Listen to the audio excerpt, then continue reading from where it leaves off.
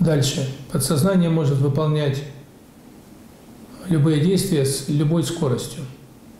Когда человек выключает сознание, и когда у него включаются подсознательные процессы, то он может сделать одну и ту же задачу неимоверно более короткий срок и с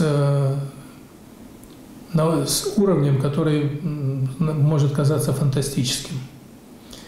Я помню, в детстве я услышал поразительный случай.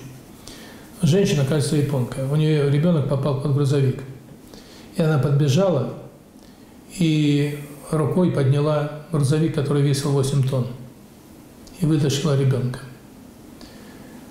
Вопрос: откуда она взяла силы? Сила она взяла из подсознания.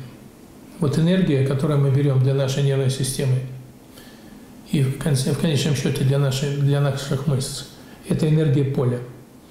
В поле, в пространственной структуре гораздо больше энергии, чем в физическом объекте.